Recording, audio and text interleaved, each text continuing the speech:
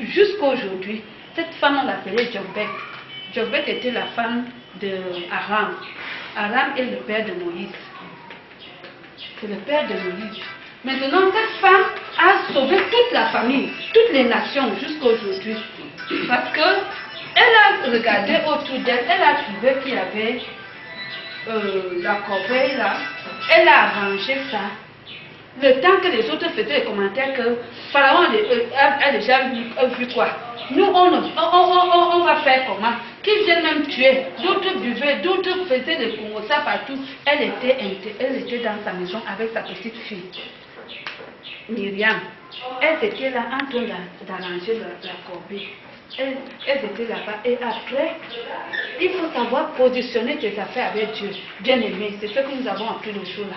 Il faut savoir positionner. Pas que tu arranges, tu fais des prières, tu fais des jeûnes, tu gardes la parole de Dieu. La parole de Dieu dit, venez à moi vous tous qui êtes fatigués. Mais tu ne sais pas positionner ça dans ta prière. C'est ce que nous avons vu, que cette femme a su positionner la corbeille dans le fleuve. Dans le fleuve, pour qu'elle savait que coûte, la fille du pharaon viendra là pour se laver.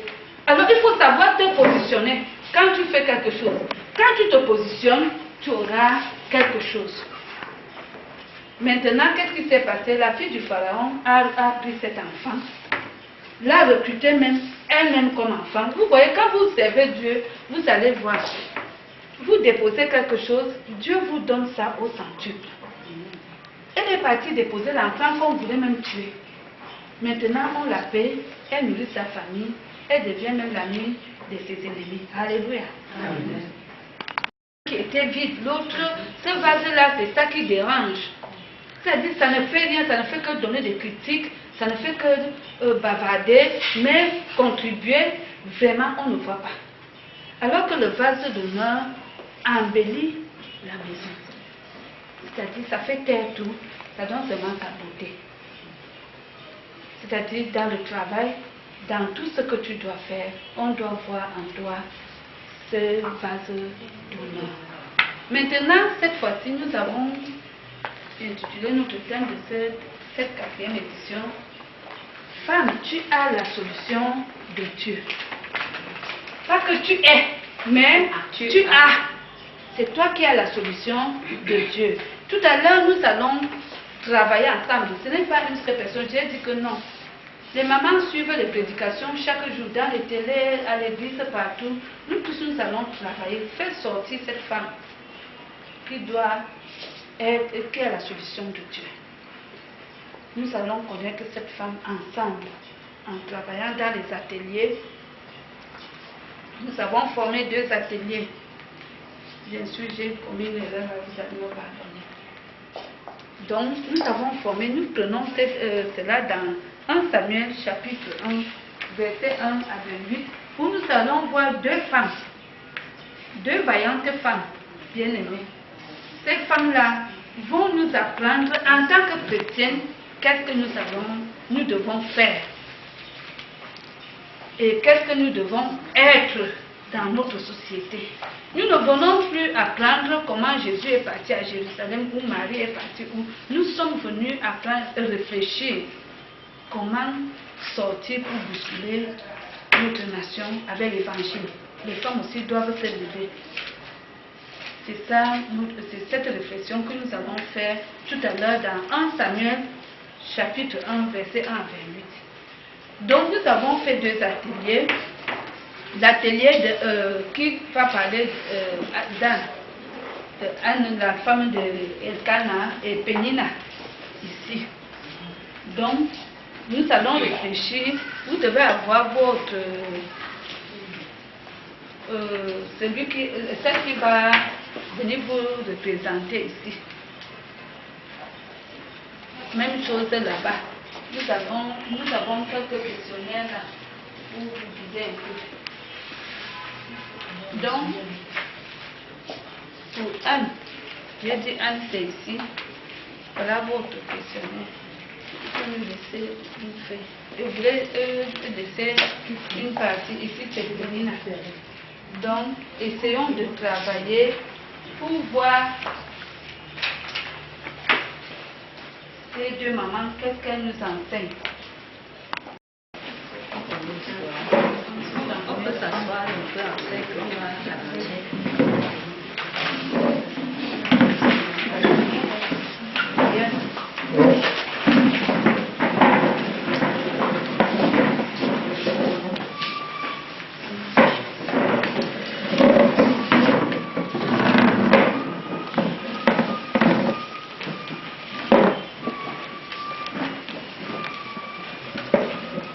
D'abord lire le texte pour nous rappeler de l'histoire. Il faut d'abord désigner qui va prendre la parole parce que cette personne va noter. Il faut d'abord choisir ensemble. Maman, vous avez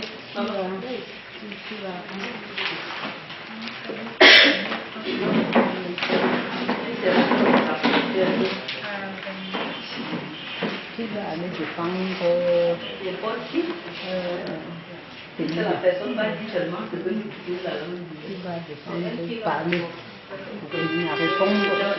Il faudrait qu'elle ait quelque chose pour noter quand on va.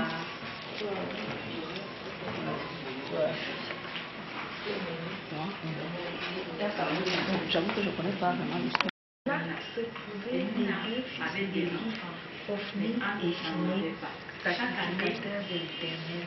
Le jour où Elkana offrait son sacrifice, il donnait des portions à Pénédel. Était prêtre du Seigneur à Silo.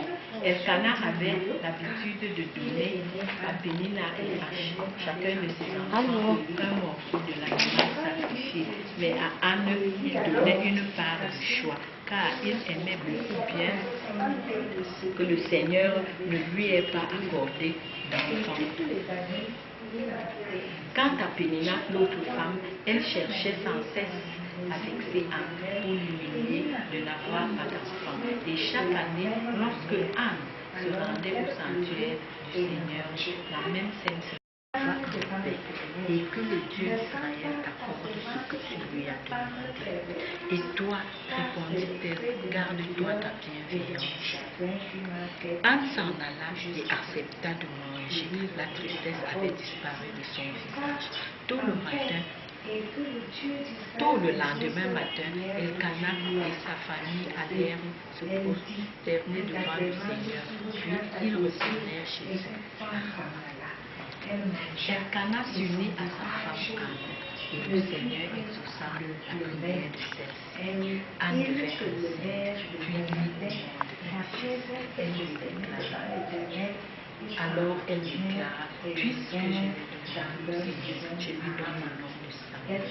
Par la suite, Elkana se rendit à Silo avec sa famille pour offrir au Seigneur le sacrifice annuel et un sacrifice particulier qu'il avait promis. Mais cette fois, Anne n'alla pas avec son mari. Voici ce qu'elle lui avait expliqué. J'attends que la femme soit sevrée, alors je l'amènerai à Silo et je le présenterai devant le Seigneur. Et il refera Elkana, son mari, avec l'enfant sera sevré, je le mènerai afin qu'il soit présenté devant l'Éternel et qu'il reste là toujours. Elkana, son mari, lui dit, fais ce qui te semblera bon, attends de l'avoir sevré, mais seulement l'Éternel accomplit sa parole.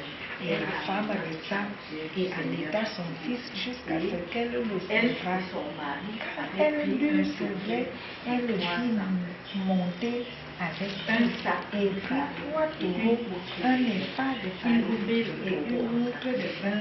Elle le mena dans la maison de l'Éternel à Silo. L'enfant était encore tout jeune. Ils égorgèrent les taureaux et ils conduisirent l'enfant à Élie. Anne dit, mon Seigneur, pardon, aussi vrai que ton âme dit, aussi vrai que tu es, je suis cette femme qui me donnait ici près de toi. Quand on va s'entendre sur la réponse, elle va me dire qui était Pénina, vous avez suivi.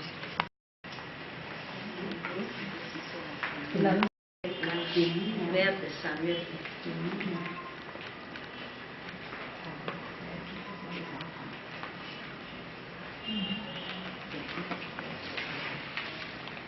Est-ce qu'il y a quelque chose à ajouter?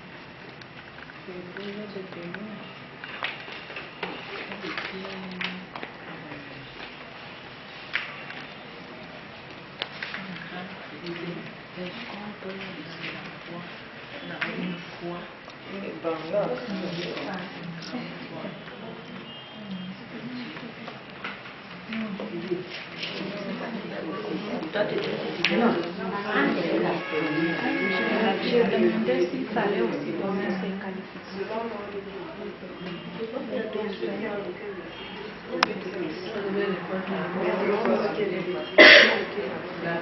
On passe à la deuxième. Deux femmes, Anne et notre Pénina. Donc ça veut dire que c'est Anne qui était la première femme.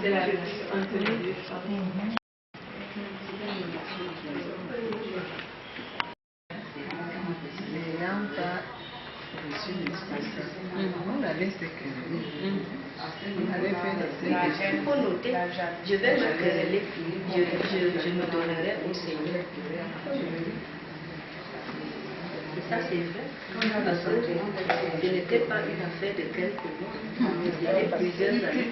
Donc un jour tu vas éclater, quand tu as acheté des enfants.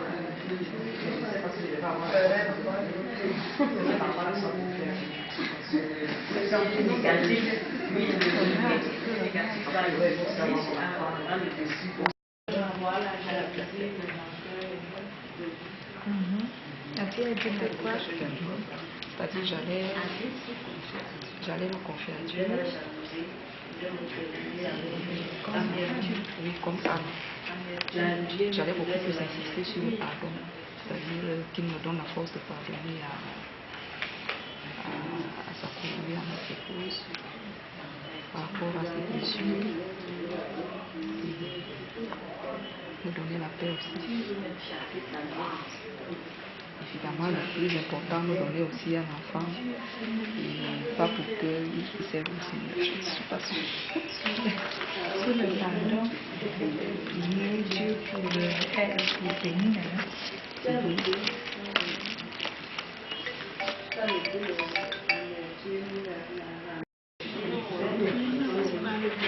Elle aussi, elle a approché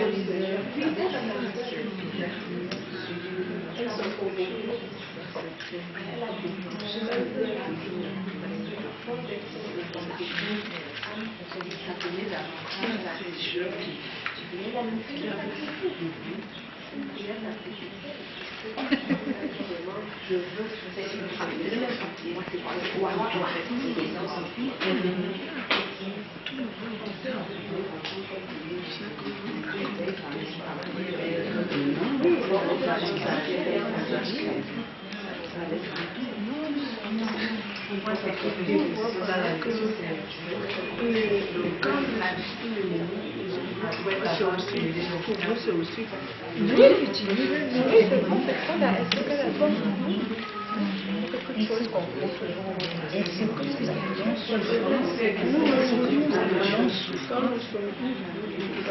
Si les gens ne sont pas les moqueries, Dieu les il a dit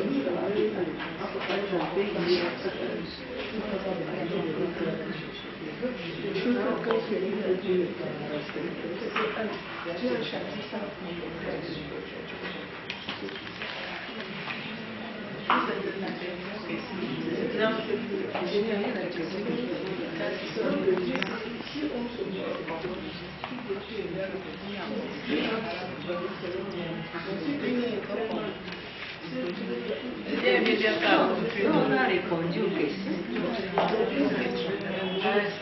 Et les questions sont il faut qu'on quand tu vas répondre à chacune de ces questions-là, ce que tu as écrit, même s'il y a quelque chose qui vient encore en tête, mais là tu vas lui donner le questionnaire. Et c'était